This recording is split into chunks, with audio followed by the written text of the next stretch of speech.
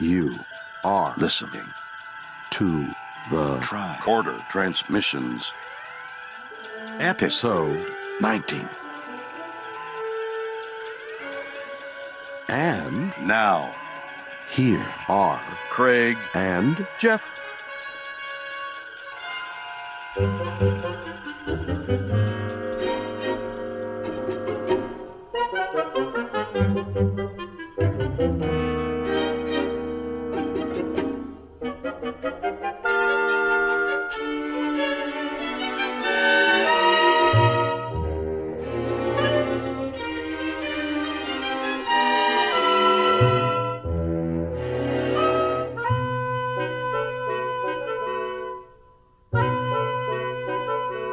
Hello and welcome to the Tricorder Transmissions. I'm Craig Cohen. And I'm Jeff Hewlett. And this week we are going to be talking about Tomorrow is Yesterday. It was a pretty big week for Star Trek Into Darkness talk. Did you see any of this? Yeah, so you got a little bit of a little confessional right from JJ, and then a little needling from Khan himself, right? Yeah. So basically, JJ came out and sort of admitted that keeping Khan's identity a secret in Into Darkness might have been a mistake. And it was one of those things where during the whole lead up to production and when the movie was coming out, everybody denied that it was Khan, even though people sort of looking at the plot of the movie said, well, I don't know, this really sounds like Khan. And then, JJ's reasoning for it was, he wanted it to sort of be have a little bit of impact. And a lot of people argued, and I kind of fall on this side of things, that the impact was only there for the audience. When he says, I am Khan to Kirk, he could say, I am Santa Claus. It doesn't really have any impact to Kirk because Kirk doesn't know who he is.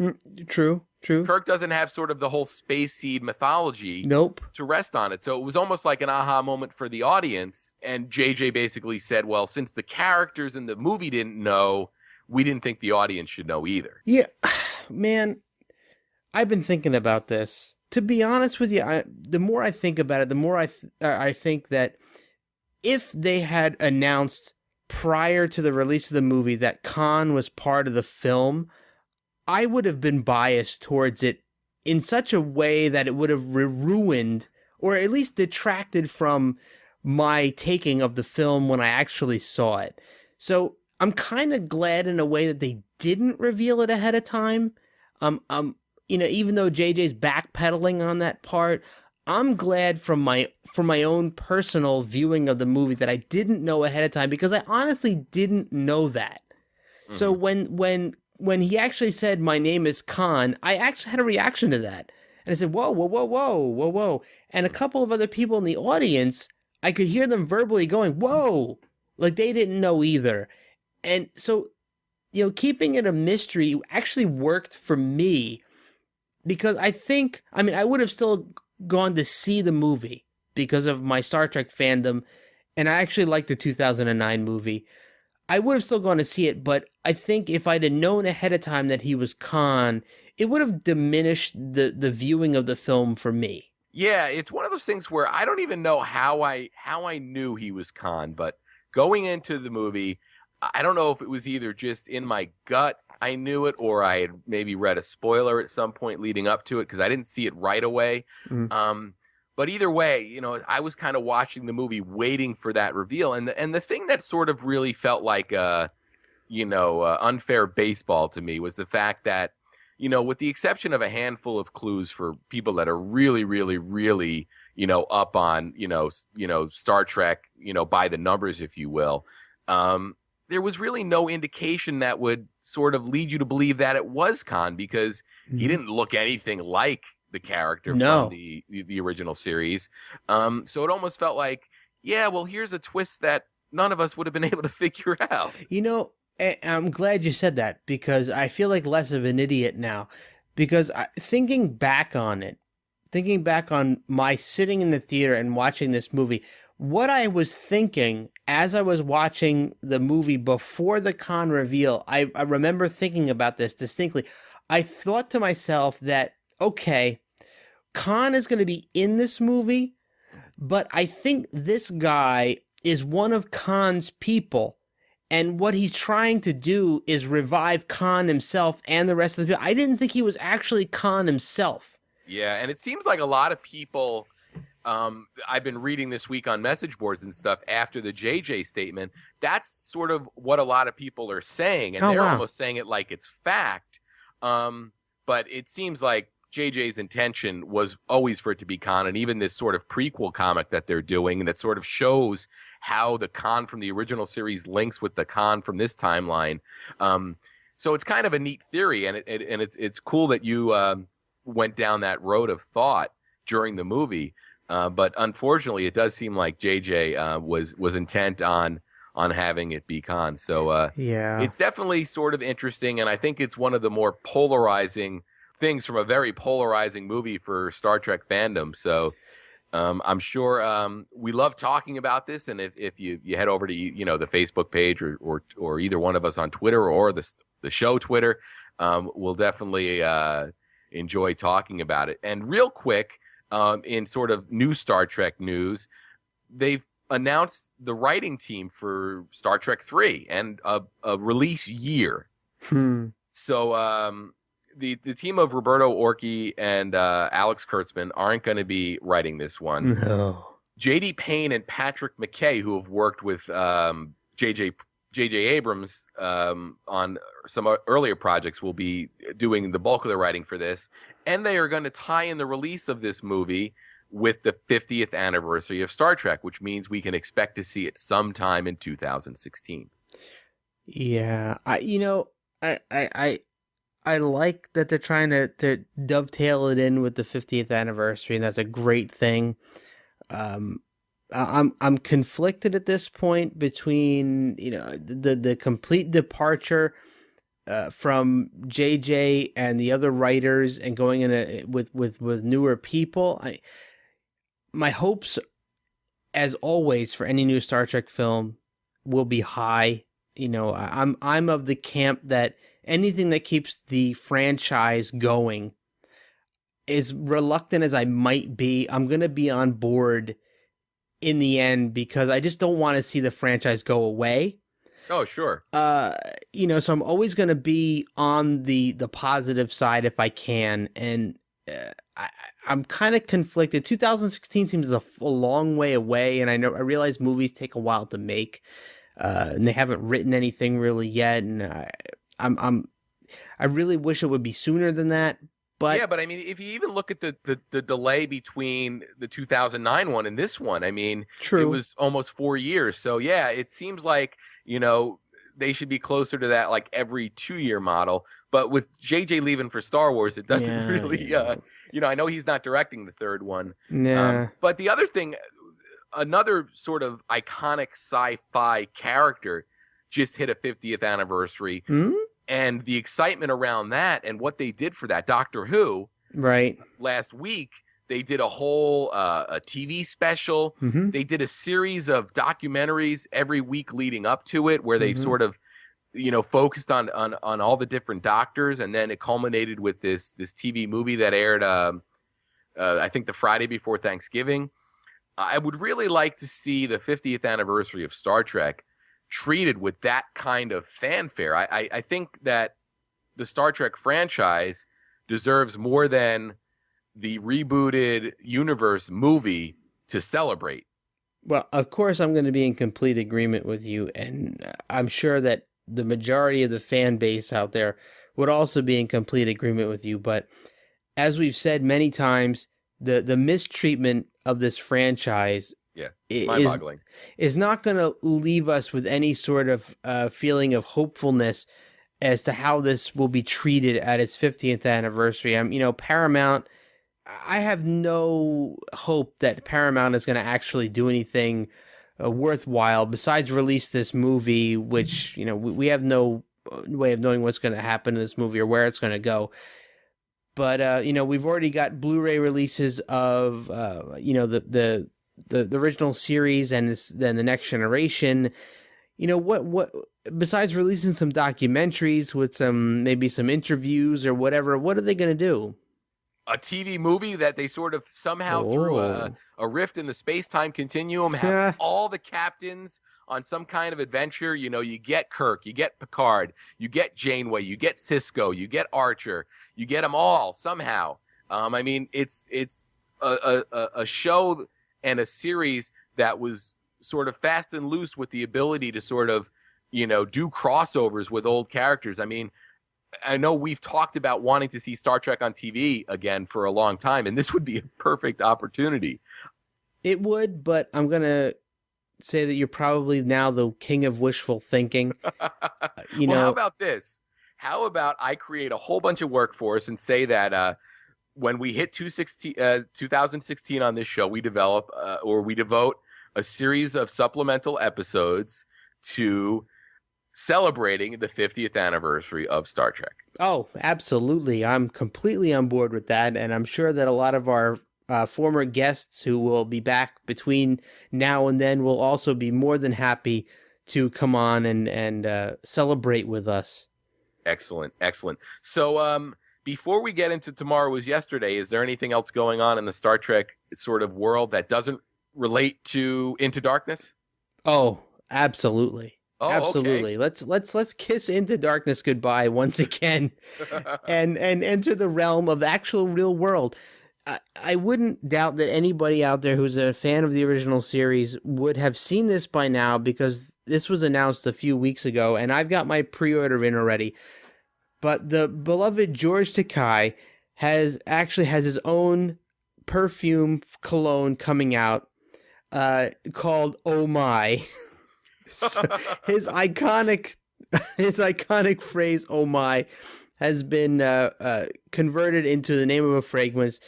Instead of being OH for O, it's now EAU for Oh My.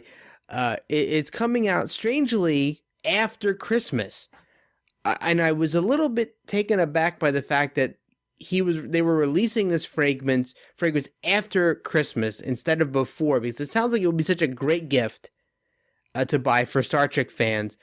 But Amazon right now is taking pre-orders for Oh My, and the description of the fragrance is a subtle and charming, with top notes of mandarin zest, Italian bergamot, and fresh ozone transitioning to night blooming jasmine, white freesia petals, and grated ginger, essential woods, and crystallized amber. Soft-skinned musk and vetiver will delight you when dry. It sounds like Mr. Takei has really brewed up a great scent for us. So I wonder if when the Star Trek convention in Vegas hits later this year or the summer of next year, if it's going to just smell like that cologne all over the convention center. Well, I'll be wearing it. With whatever costume, a lot of other fans, whatever costume I come up with to wear at this convention, I will also be wearing Oh My along with it. Oh, that is awesome! I'll have to order a bottle of that myself. Oh, and then we're gonna really smell the place up because we'll be there together. All right, so Tomorrow Is Yesterday. Yes, very good. As always, I'll lead off with some air dates. So, Tomorrow Was Yesterday first aired on January 26th of 1967. The remaster aired on May 5th of 2007. Mm-hmm. All right, and I have a little bit of the December 28th, 1966 press release that they released in conjunction with this episode. Nice. A malfunction causes the USS Enterprise to be returned in time to the late 1960s and into an Earth orbit, where it is sighted as a UFO by a U.S. Air Force jet in Tomorrow Is Yesterday on NBC television network, Colorcast of Star Trek. The Colorcast strikes again.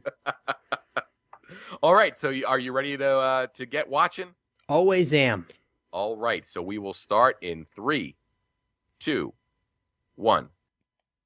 So the first thing I thought when this episode came on is, how many people in 1967 checked their TV to make sure they were on the right channel and watching Star Trek? Dude, I actually thought the same thing. I watched this earlier today in preparation for this recording, And I thought to myself, how confusing would this be for viewers? Because usually you start off with the ship flying through space, either by a planet or just through a star field. And Yeah, here we that's are. what I wanted to ask you is, this is the first episode I can remember that didn't start with the Enterprise. Yeah, I mean, you got a guy watching a radar and another dude doing paperwork. This is kind of weird, right? And, they're looking at a radar, they're talking about a UFO and, something that's not recognized, and this guy's on the phone, and now a siren's going off, and, who knows what the hell's going on here. But another thought that occurred to me when I watched this stinger is, overall, as far as stingers go, I think this is a great stinger. You're seeing the Enterprise. When do you see the Enterprise flying through blue skies? Yeah, it's definitely a cool sort of image. Yo, absolutely. And another thing that really stuck out to me in this stinger and for the rest of the episode is, when the episode originally aired in 1967, this was a Star Trek episode that was occurring in real time, essentially, right? For people who are living in that time, they're seeing people from the future who are time traveling into their own time. And now, as I'm watching it here, these are people traveling into my past from my theoretical future. Yeah. So I'm looking at this with different eyes. Yeah, totally. That is a very sort of funny observation. So this was originally not the episode itself, because it went through a lot of changes, but this was originally supposed to be the second part of The Naked Time. Right. Yeah, where because they were basically going to travel back in time at the end of that, and it would set up the second part, which would be this. But after they decided to make them two separate episodes, they sort of shifted. And we have this reference to this whole adventure that sort of happens that we never see. Right, exactly. And, because you're starting out, here's the first that you see of Kirk and Spock and the rest of the people on the bridge, right? They're all getting up off the floor, which is a little bit different than the way they left The Naked Time. In The Naked Time, everybody was cool. Yeah. And they realized what they had done. They traveled, 3 days? Yeah. Into the past. And here they are, everybody's on the floor. The ship is almost all but disabled. They have secondary power. There's no warp drive. There's no, no primary power going on here. So they're kind of just coasting along, through the atmosphere. And, as funny as it sounds, Spock right here, when the power came back on, he immediately assumed that meant that Scotty was still alive, right? Yeah. What does that say for his opinion of the rest of the engineering crew? So it means if Scotty was dead, the ship would just go to shit, right? Yeah. So, too funny. Yeah. So here we are. Kirk is, power is restored, and they're trying to figure out exactly what's going on. Mm-hmm. And it was funny. If you watch the non-remastered version, there's a boom shadow in one of these shots where Kirk and Spock are talking. Oh, really? Yeah. I didn't even notice that. Well, I didn't compare it in the remastered version, but I think it might have been scrubbed out in the remaster. Oh, yeah. Well, some of the times the remasters they do change a couple of small things, don't they? And this was an episode that sort of really benefited from the enhanced or the new special effects. Oh, most definitely, especially the shots of the ship flying through the skies and over the landscapes. Yeah. Definitely, they benefit from that. Here's an interestingly convenient piece of the plot here, that they just happen to tune in to this radio broadcast talking about the moonshot, right? Yeah. Just as, Uhura is trying to tune into something just as they've gotten back on their feet, and it just happens to be a radio broadcast that identifies the exact time period in which they've arrived. Yeah. Pretty amazing. Yeah, it's one of those sort of plot conveniences that we have to love. Yeah. Well, I mean, I guess with a series like this, which is, very, each episode seems to be able to stand on its own. So you have to think with the writing, you have to figure out a way to encapsulate it into an hour worth of viewing. So they can't go into some elaborate examination of, how they figure out where they are, right? Yeah. Yeah. So here's the Air Force pilot who was sort of in pursuit of the Enterprise. And this is a moment where, as a viewer, you get a little sort of concerned for how this is going to resolve itself. Yeah, really. You're thinking about, you see the Enterprise, and at first you think, oh, wow, the Enterprise is back at Earth. Everything's cool, right? That's where they came from, except for Spock. That's where they came from. But all of a sudden, wait a minute, you're seeing fighter jets. Yeah. You think, okay, well, you got the Enterprise. You got ships capable of flying in outer space. Why do we need fighter jets? So obviously something weird is going on here. You've got a kind of a weird cross mixing of times. Mm-hmm. And you also know what the Enterprise can do in relation to a fighter jet. And it's really not a fair fight, even though I know Spock is kind of concerned that they have nuclear weapons and stuff like that. But I really can't imagine a 20th century fighter jet being able to do anything to the Enterprise. Well, yeah. Well, if that ship, the fighter jet was nuclear equipped, they probably could do some really serious damage. So Spock's concerns are, pretty on point as far as I'm concerned.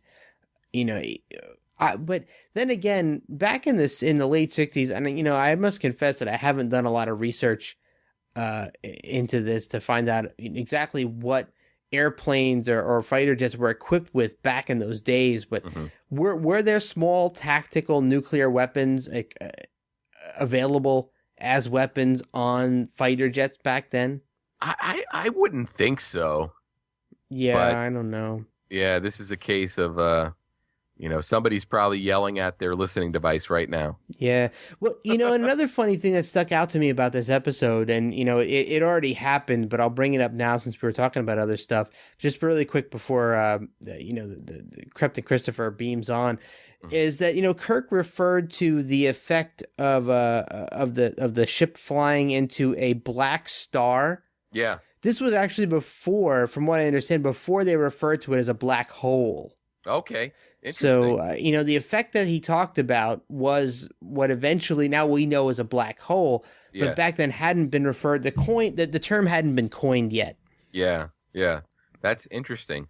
One of the interesting things here for me was it seemed like the transporter technology is never clearly defined because Captain Christopher was seated in a fighter jet when he beams in. And all he shows up on the Enterprise is he's turned around. He's not seated. It just seemed like there's earlier episodes where, people sort of beam in exactly the way they were when they were where they were coming from. But here I was expecting him to sort of be crouching down, and we got him standing up with his back to us. This is fun. This is one of the rare occasions that I'm going to read exactly what I had written down because it's so funny. I wrote down exactly this line. Why is Captain Christopher standing up and facing backwards when he beams aboard? Can the transporter position your limbs and arms when you materialize? Yeah. So he's sitting in a plane cockpit, and when he appears, he's standing perfectly erect, facing the opposite direction. So it's funny how we're of the exact same mind. Yeah, that is funny. Yeah. So basically, the Enterprise sort of locked his fighter jet into their tractor beam, not realizing that the technology of the day would not be able to withstand. No. Okay, wait. Before you finish that thought, anybody who's watching along with us, I want you to pay attention to the swanky music that played as that female crew member walked past Captain Christopher, and he was watching her as she walked by. It just stood out to me that they played this wah wah kind of music as she walked by. Yeah. It's There's just funny. There's a couple of moments during this episode that it seemed like the comedy level on this episode was sort of turned up just a little bit, and it didn't reach the levels that the movies hit, but it seemed like this was one of the more sort of openly playful episodes of the show that I can remember us talking about. Oh, totally, and I'm completely with you on that. And there's a lot of little jabs and weird humor moments injected into this episode, much more than what you see in most of the rest of this series.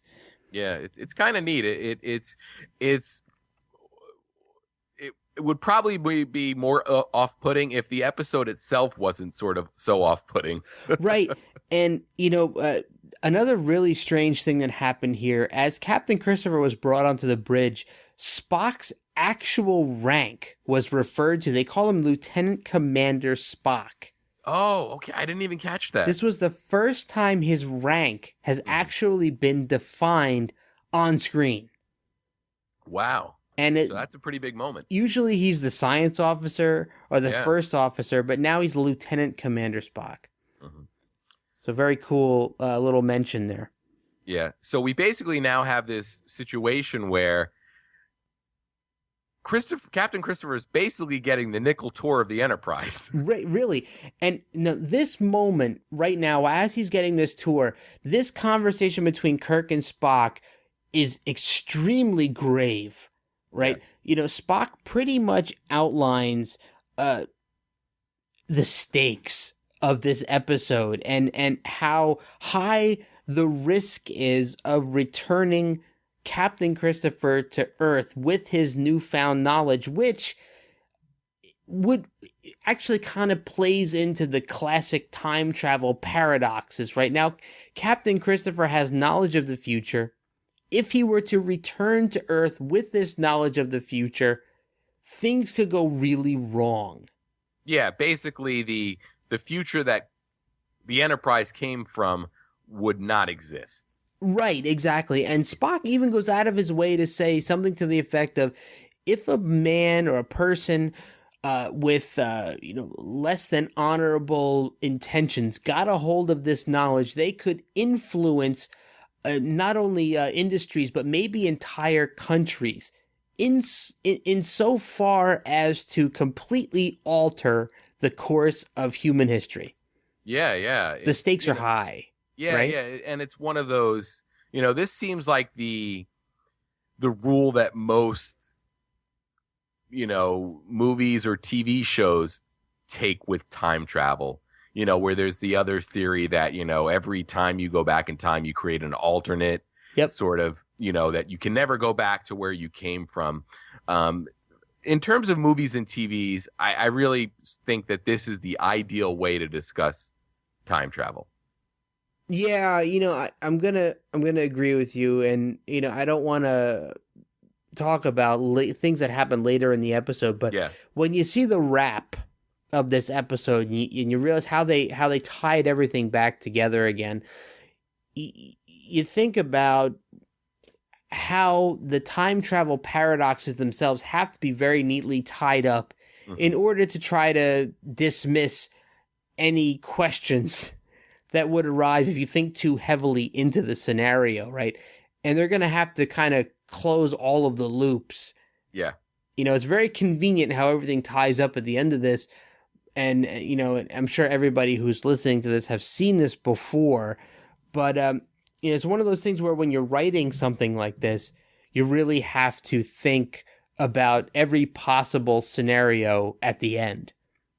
Yeah, and that's what sort of makes, for me at least, time travel such an interesting, entertaining, story device to watch, because even if you go through any of the time travel episodes of Star Trek, or you look at a movie or a series like The Terminator or Back to the Future, or even more recently that movie Looper with Bruce Willis and Joseph Gordon-Levitt, after the movie's done, you really can sit down and sort of peel away the layers of the onion, if you will, and sort of go back and in your mind, or even go back and watch and make sure that everything fits together the way it's supposed to. And there's a lot of really, really great, time travel stories out there. Sure. And they're definitely a lot of fun to watch. And I'm sure for writers, they're pretty fun to write, because they definitely present a little bit of a challenge in making sure that you sort of, like you said, wrap everything up appropriately. Oh, for sure. And Star Trek is no exception. There's many, many time travel stories. And as we were talking, one of the real big, dagger in the stomach moments that really sticks out to me is Spock just really gutted Captain Christopher. Didn't he know? What was his exact He said line? he makes no significant no relevant contribution. I'm like, wow, man. Totally just spear the poor guy. His career he's a military guy. I mean, and he's up to the rank of captain. Obviously, he's done a lot of things to attain that rank. And now you're telling the guy that, too bad, dude, you didn't do squat. You're not even in the history tapes.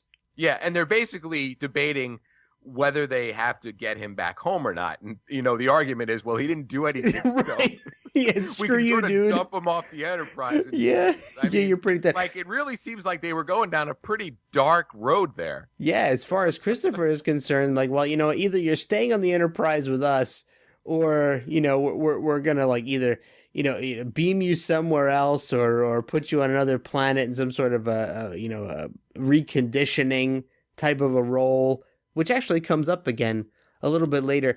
But, hearkening back to your comedy line in how much comedy is injected into this episode, where we just saw Kirk talking to the computer again, and I don't understand why they did this kind of comedy sideline with the computer voice being this feminine voice that talks to Kirk as if it's in love with him, right? It's like, okay, dear. Yeah, and I don't get it.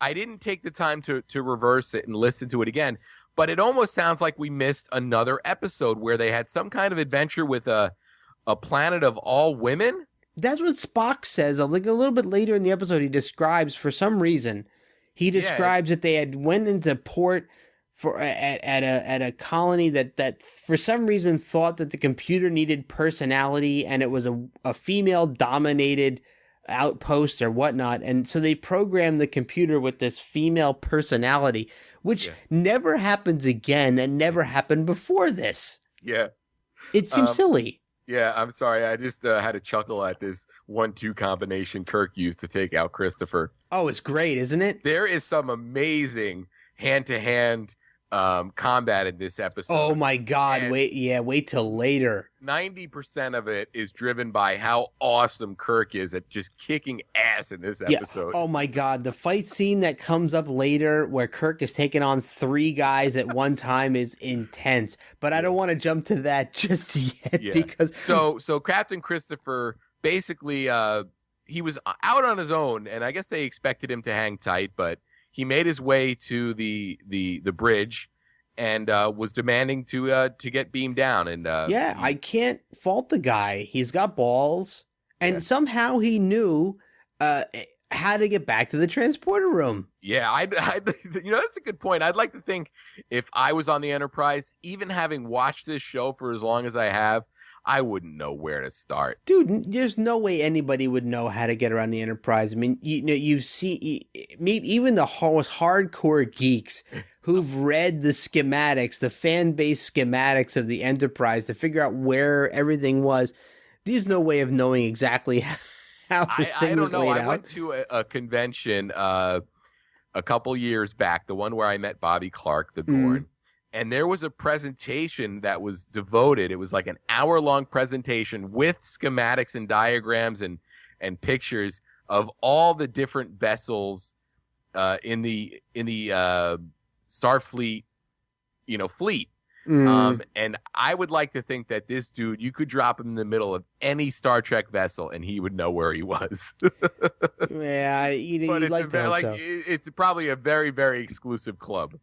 Yeah. So here's another reveal here.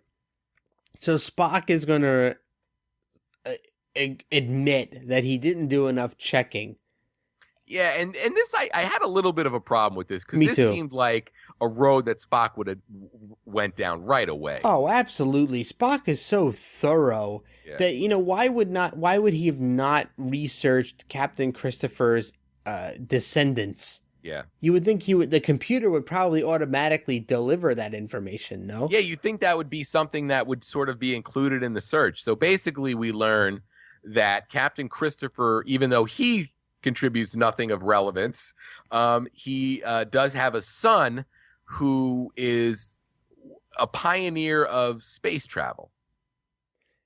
Yeah, and the funny thing was, did you see real quick there was when Christopher was talking about I have a son, you saw Spock look at him like, hmm? And McCoy was like, big smile on his face. So McCoy could relate to what Christopher was feeling, and Spock was like, I don't know what the hell he's talking about. I'm trying to figure this out. So you have that really cool juxtaposition between McCoy's human nature and Spock's Vulcan non-understanding of what human emotions are going on in his presence. Yeah. So I think real quick we can talk about Captain Christopher, played by actor Roger Perry, who started his career in the late 1950s. And I think there's a little bit of a connection to sort of that worked him into this show. He was on a show called Harrigan and Son, which was a sitcom in 1960 and 61. And it was produced by Desilu Studios. Oh, all right. Okay. There's a Desilu connection. I'm sure that sort of got his name on somebody's desk. Yep. And he's done a lot of TV work between the 50s and the 80s. Pretty much if it was a show on in the 80s, he was probably on it. And he's still alive, and he is 80 years old. Oh, cool. I was going to ask you if he was still hanging around, because you ended your exploration in the 80s. So did he retire from acting? Do we know? If you go to his IMDb, he's got, some small, movie credits, back in 2010. But it looks like he's probably, just doing probably favors now. Oh, understandable. People call him up and say, "Hey, we need an older man to do this." Yeah, it makes sense. Yeah. So, we're seeing a whole dialogue here between Kirk, Spock, and Captain Christopher about there's some records now of the Enterprise's existence. So there's some pictures that were taken from the plane, and some of the Captain Christopher's verbal reports that were saved that are going to be on record tapes. Yeah. And they got to figure out how to go down there and essentially erase or steal what exists of their encounter with Captain Christopher. Yeah, because that will really be the only thing that sort of, validates what Christopher said. There's plenty of reports in history of, airmen who say they saw weird objects, but there's no photographic evidence. Oh, yeah. So it would be the same case where it would just be Christopher's word. And Christopher is I would definitely want him under me if I was in any kind of military operation, because he definitely seems like a dedicated soldier. And he says, I have a responsibility to say what I saw. Oh, absolutely. And, he seems, now that he knows that he has an unborn child coming up, he's much more apt to participate in this.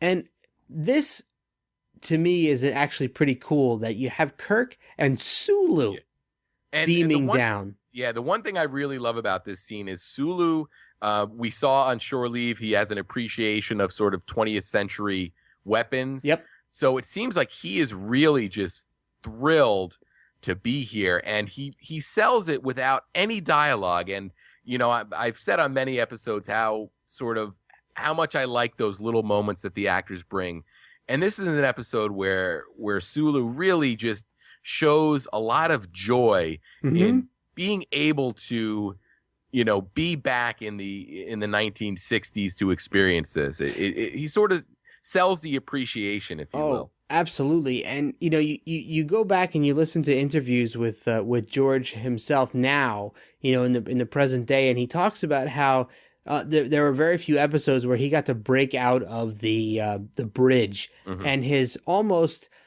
instinctual dialogue of, oh yes, warp 3, Captain, that kind of stuff. And, here he is on an away mission, even though he's just pretty much walking behind Shatner and handing him gadgets out of a bag. He hands him this kind of futuristic lockpick, and then he hands him this, what now we have these little small handheld flashlights. But back then, he's handing him this little tiny futuristic flashlight and giving him a hand to steal this record tape. But it was, sadly, it's one of the very few chances Sulu had to get out of his chair on the bridge. Yeah, yeah. But thankfully we got it, and it's a moment that definitely goes down as one of my favorite Sulu moments. Oh, for me too, And here is yet another McCoy and Spock moment where you have McCoy, who is, reacting very emotionally to the fact that Kirk and Sulu have been out on the planet without any communication for, a seemingly a long time for what should be a very quick mission, and Spock being very emotionless. Yeah, yeah. And that'll be a situation that pops up quite a few more times as the series goes on. It seems like McCoy can never get his head around the fact that Spock will always think logically. Yeah, and another really cool thing about that little exchange there was that McCoy assumed that, he said, listen, Spock, shouldn't you be working on your time travel computations? And Spock turns and says, kind of, I am. So Spock is capable of being a computer and doing his duty at the same time. Yeah, yeah. That's funny. So they've basically now, Kirk and Sulu have been caught. Mm-hmm. Guy has a gun on him, and he's holding their communicator. And this is, I think, another first. He sets off an emergency beacon accidentally on the communicator. Yeah, that's something that we haven't seen before. And, so we're setting up the premise that they can hone in on you. The Enterprise can hone in on your position using an actual communicator. And also that there's some sort of emergency signal the communicator can emit, which will allow the Enterprise to, quickly beam you out of a scenario. In this case, you're seeing this military policeman. Yeah. Suddenly gets beamed up to the Enterprise, and in exactly supposedly the same position he was beamed up in, he appears in. Yeah, yeah, which counteracts the way Captain Christopher showed up, and this guy is almost catatonic. Yeah, he hasn't done it yet, but he lets McCoy take his gun and the communicator out of his hands. Yeah, I was like, did something go wrong when he was transported? Did his brain not come through all the way? But I guess if you think about, being in that situation, I guess that's one of multiple ways that you could react. But I also find it funny that none of them seem threatened by the idea that this guy is holding a gun. Yeah, that's another thing that kind of shocked me is that, he's standing there with a 6-shot revolver in his hand. Granted, he wasn't making any threatening gestures, and he appeared to be sort of stunned by the fact that he was removed from his normal place and appeared in this really strange-looking transporter room. But he didn't immediately turn around and brandish that gun against whoever was standing in the room, right? Yeah. So you would think that the guy would instinctually try to defend himself. But here goes McCoy. He's going to just calmly walk up, and he's just going to kind of disarm the guy. Like, okay, hey, let me just take this gun from you, buddy. Okay. Yeah, and why McCoy? Yeah, right. And again, let me just take that. And McCoy's looking at him like, mm-hmm. Like, damn right you gave me that gun. Damn right you gave me that communicator. I would have sent the engineer there in the red jumpsuit. Yeah, really. Who's probably got a little bit more combat experience than McCoy, or even Spock, who could just sort of just say, hey, you know what? Proactively, I'm gonna put you down with the nerve pinch just to make sure that things don't get out of hand here. Oh, yeah, you would have thought, Spock would have run right up there and fired off a nerve pinch on the guy just to make sure that he didn't fire that gun off. And did you notice that, the bag that Sulu chose to bring down with him was really not adequate for the size of that tape they took out of the computer? It's like trying to shove it in there. Yeah, yeah. And the funny thing is, why does he even sort of take it? I would almost think that if I was on this mission, I would just, I guess they have to verify that it's the footage, because I was going to say, they probably have no means to play this. You know what? I didn't even think of that. You're probably completely right. Why would the Enterprise have reel-to-reel tape playback capabilities? Yeah. You know, reel-to-reel tapes were gone hundreds of years before the Enterprise was around. Yeah. So, I mean, unless they somehow had an old machine laying around somewhere on board the ship, you would think that, you know, I think even now in the 2000 and teens, I don't know many people who have reel-to-reel tape machines. No, it's a very niche market. And, Right. you know, if you dropped a reel-to-reel tape on my lap and asked me to play it, it would take me a while to find somebody that could do that for me. And I mean, you know, granted, in the 1960s, they probably weren't thinking about where technology was going, but it's one of those things where you watch it now and you sort of say, you know, why didn't they just take a phaser to it and destroy it? But you might have to argue they had to confirm that it was indeed the right tape, but it seems like they did. Oh, and here we go. Oh, this is the fight scene.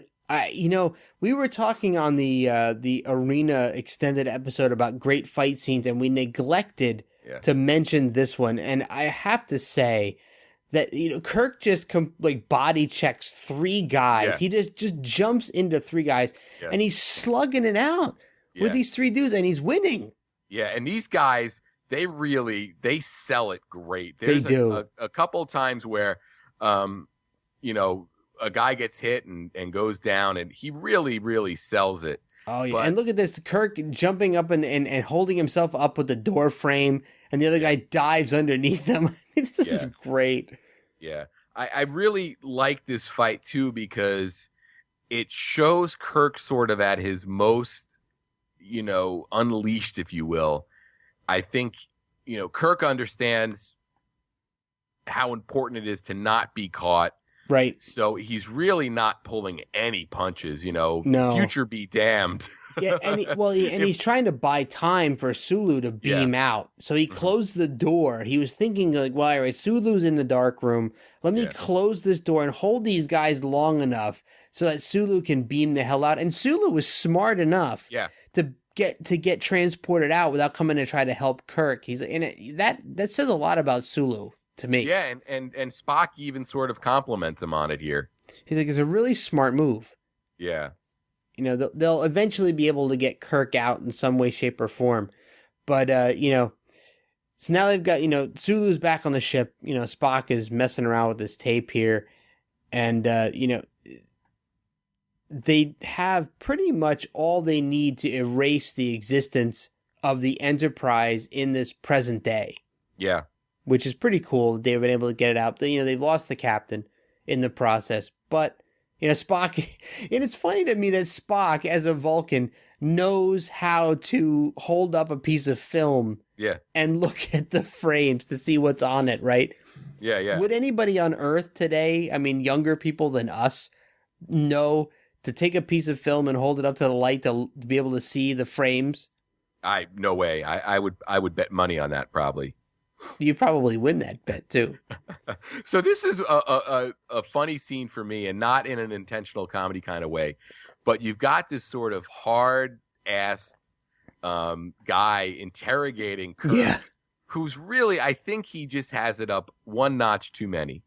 Yeah, I agree. And, well, you know, you got to look at it from his perspective. Like, you know, this is a guy who's probably used to sitting behind a desk, picking his nose, twiddling his thumbs. You know, how often do military bases get broken into? This is a chance for this guy to be senior badass, right? You know, he can threaten Kirk. You know, Kirk has somehow got onto the base. We don't know how you got on the base. You don't know how you got past all of our security. And you got into this dark room somehow without anybody seeing you. And you got all these weird gadgets. You got this belt thing. And you got this weird looking, you know, handheld thing, which is actually a phaser. But, you know, he's like, he's flipping it around in his hand. He's trying to intimidate Kirk with it, right? You got to give it to this guy. Like, this is his probably the one chance in this guy's entire career, right? How many times are the Ruskies going to break into his base in 1967 or whatever year it's supposed to be, 69, right? Yeah. You know, so he's going to take his chance. That is a good point. So now they're tossing the communicator, not the communicator, the phaser around. And Kirk is a little bit nervous. Well, yeah, because, I mean, with the wrong push of a button, the guy could disintegrate himself, disintegrate the guy there, or even disintegrate Kirk. Right. I think that's probably what Kirk's main concern is, right? Yeah. He's like, this guy's going to accidentally misfire this thing and vaporize me. Like, probably couldn't care less about these two idiots. He's worried about getting back to the ship at this point, right? So you think neither one of these guys contributed any kind of significant input to the... Well, you know what? If they got vaporized by the phaser, it wouldn't really matter, would it? You know, the Kirk was like, well, so much for that. I don't even think Kirk even thinks about that. Yeah. And you know, I think it's great that Kirk references Alpha Centauri in this conversation. Was Alpha Centauri ever brought up in Star Trek before this? I'm not sure. Yeah, I don't think it was. Yeah, and we had a funny line where the guy says, "I'm going to lock you up for 200 years," yeah, just to set up Kirk to say, that would get me pretty close. More comedy. Yeah. A lot of comedy in this episode. Who would say that? I could see him saying, "I'd put you away for the rest of your natural born life," or, I'd put you away, that your kids would be away, but 200 years just seemed like such a silly line. Yeah, it's kind of arbitrary. Yeah. Isn't it? It's almost one of those lines that makes you think, okay, this is a scripted show. Not to take anything away from this script or the scriptwriter. No. Written by Dorothy Fontana, otherwise known as DC Fontana, who is an important Star Trek writer. She wrote this episode. This is her second episode after Charlie X. And this is definitely a great follow-up. Yeah, and she would go on to write for a handful of episodes for the original series. She would also write for the Next Generation animated series too, right? Yeah, she wrote Yesteryear for the animated series. She wrote the pilot for Next Generation. Wow. And she also wrote an episode of Deep Space Nine. That's pretty cool. Yeah, and she's done a whole bunch of writing outside of that. She wrote for Land of the Lost, He-Man and the Masters of the Universe, Beast Wars, and she's also right here from New Jersey. She was born in Sussex. Fantastic. Yeah, and she's still alive. She was born in 1939. Wow. And amazingly, she was swift enough to allow to write the fact that Christopher was able to swindle his way onto the second away team. Yes. Pretty much cornered Spock, right? Yeah. He's like, well, listen, the captain's captured, and only I know where he can be found. And before we move on from this, you got to point out the fact that this is really bizarre that there's a food replicator in the transporter room. Well, yeah, it almost seemed to me like this is a station that is always manned. True. No, I agree.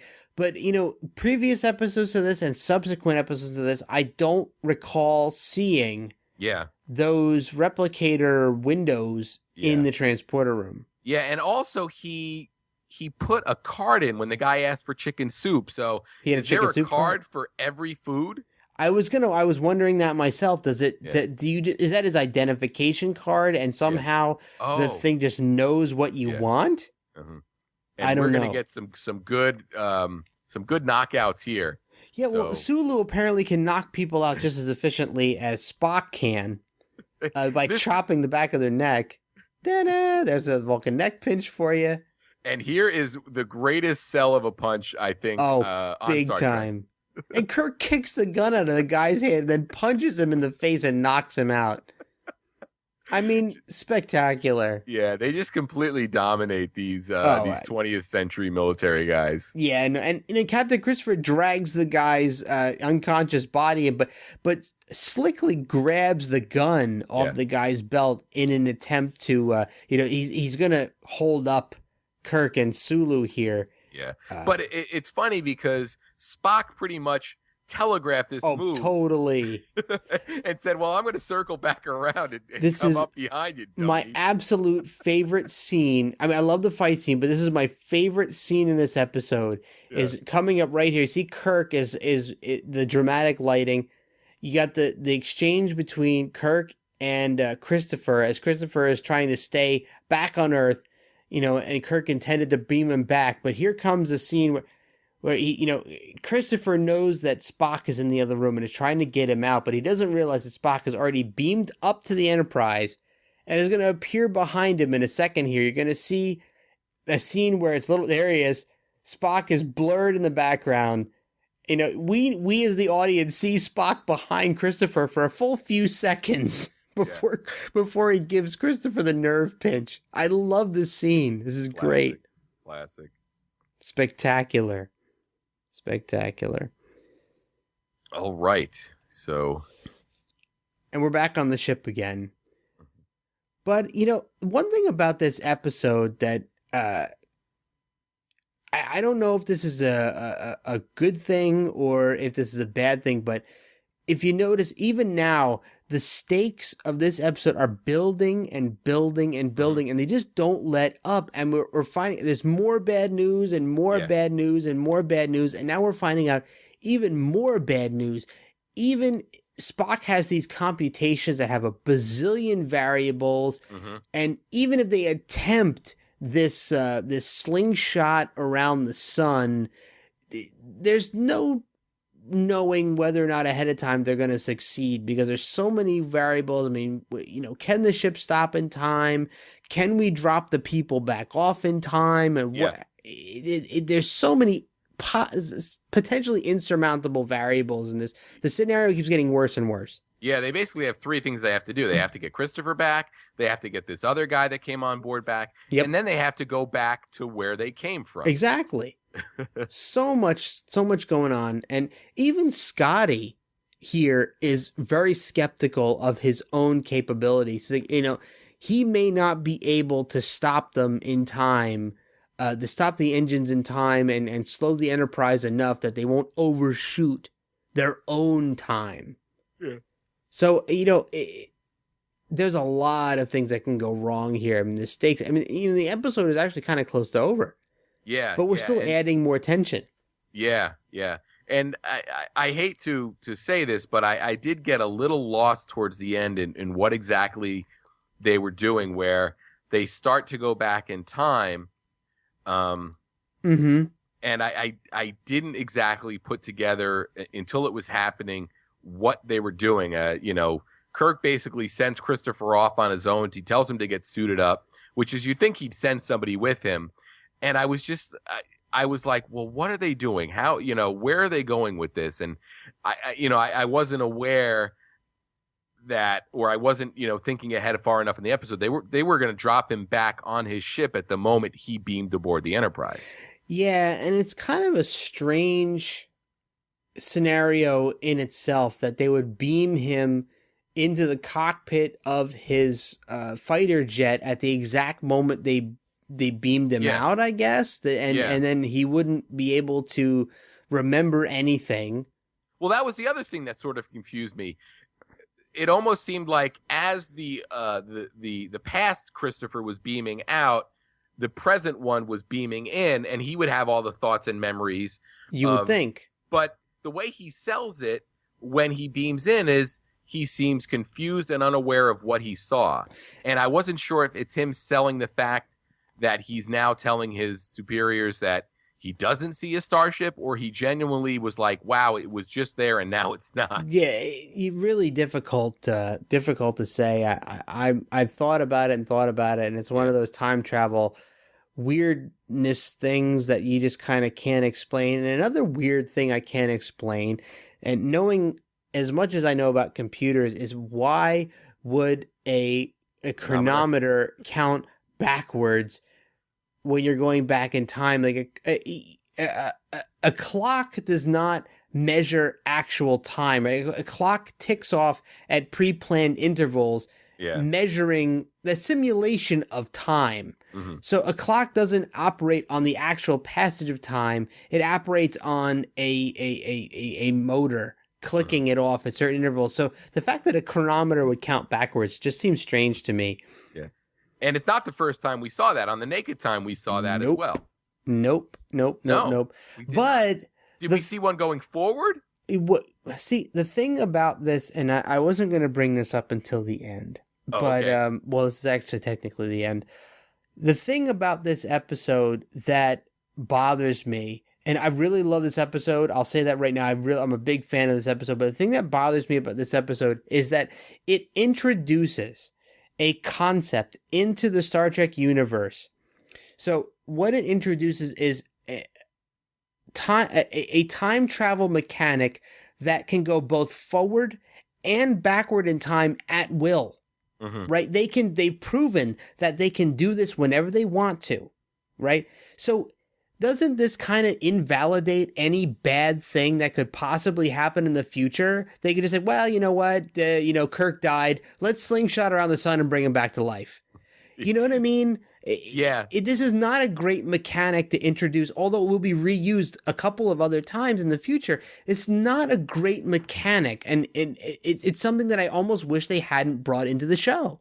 Yeah. I also think that Spock and Scotty sort of understand the severity of the slingshot sort of device, if you will. I think they understand the power behind it. Mm-hmm. And I think they almost sort of protect it, to sort of take away a lot of those concerns that we have. And at the same time, I think it still takes a lot of like serious, computing to make sure you nail where you're supposed to go. And I think that might also be one of those things where if you start getting, too footloose and fancy free with it, you're going to miss a step and end up in the wrong spot at the wrong time.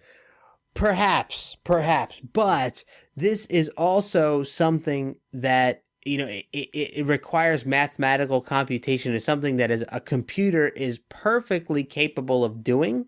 So it stands to reason that after this happens, they could have saved the programming that Spock put into the computer to make all of this stuff happen and make it easily repeatable. So in the future, when say Spock dies in Star Trek II, the movie Star Trek II, they could just like, you know what? Hey, he died. Let's get the warp engines fixed, a couple weeks, couple months from now, slingshot around the sun, go back to before he died and save his life.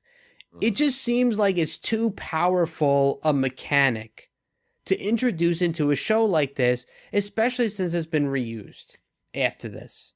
Yeah. I don't know. The one thing with the sort of time travel, if you used it to sort of undo events, wouldn't it create a situation where there were two Enterprises floating around in space? No, listen, man, we're getting close to the end of the show. I don't know if we have enough time to get in depth on this, but we can definitely do an extended episode about the time travel mechanics that Star Trek introduces, because this is a rabbit hole that I think we could go down for hours. Oh, definitely. So now we have the final slingshot around the sun, which is getting them back to their own time. Yep. And it's pretty suspenseful. Yep. Another classic scene where people are being flung around rooms here. Yeah. This is something Star Trek is well known for, is the tilting of the camera and the actors tilting in various directions. Yeah. And this is another case where the remastered effects really improve upon the original, because in the original episode you sort of just see the model floating and loosely floating in space. Yep. So in this one you actually get to see the sun with some different lava arches flying off the sun, and the ship actually trying to fly around and slingshotting around. That I think that it really lends a little extra something, a little extra validity to what they're doing. The remastered effects kind of really do serve to enhance what's going on in the episode. Oh yeah, for sure. But they're already done with it now, and they're back in touch with Starfleet, and we're wrapping up here, and Kirk is happy. The Enterprise is home, as he just said. Kirk is out. And this is one of the only episodes, I think maybe the only episode to end with a shot of Sulu in the camera. But so I guess we're at the point where we are going to give our essential votes. Yes. Okay. Well, I'll tell you, no episode before this episode has been such a difficult ride on the fence for me. Oh, really? As this one. I'm having a really tough time, and honestly I have no idea right now which way I'm going to go with this. So you have no real, as far as I'm concerned, no real significant character development in this episode. I mean, you're seeing more of who they are, but you've seen some of this before. You've seen McCoy and Spock having their interactions. You'll see more of it afterwards. I don't think Kirk or anybody else really develops significantly in this. You have no villains, right? Mm-hmm. There's no villain in this episode. The only thing that I could call essential is the fact that it introduces and explains this slingshot around the sun time travel effect, which happens multiple times in the movies and in the other series. They use this mechanic over and over. So is the introduction and initial explanation of this mechanic important enough to make this episode essential? What do you think?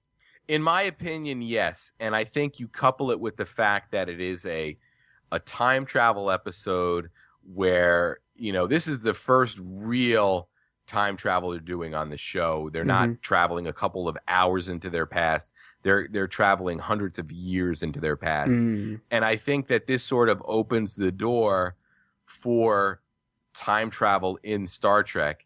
And I think it is kind of sort of neat to see the first time that they do this slingshot, and it will sort of sell down the road when they use it again. So for me, it's not a hard episode to watch. It's a fun episode. Yep. It's it's not a chore. It's not boring.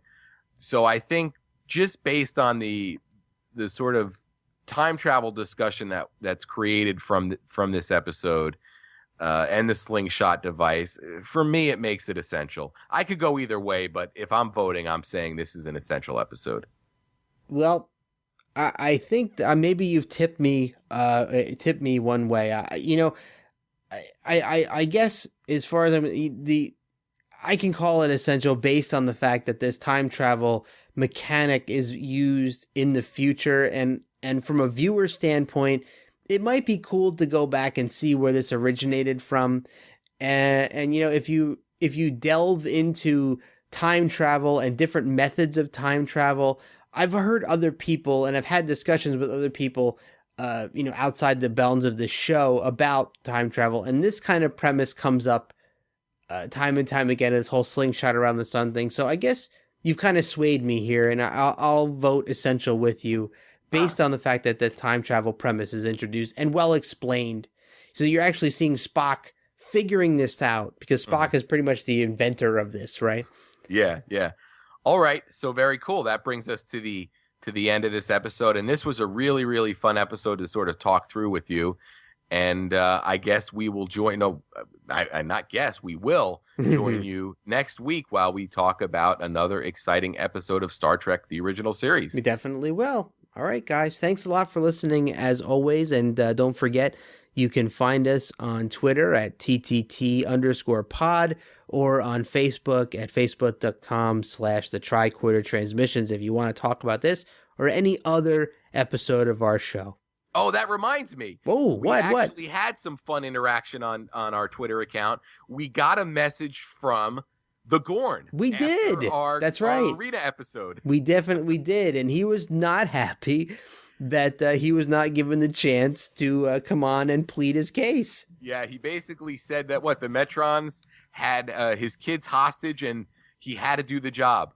Yeah, he was taking a fall because the Metrons were threatening his kids. I don't know how I buy that or not. He may be pulling our chains on that one. I'm not going to second guess, and maybe we could sort of put a screenshot of that tweet somewhere on the website. Yeah, I'll take a screenshot and throw it up there. But, Mr. Gorn, if you're listening, feel free to fire off a couple of more tweets our way and further solidify your position on this, because I'll come out and say I'm the skeptic here.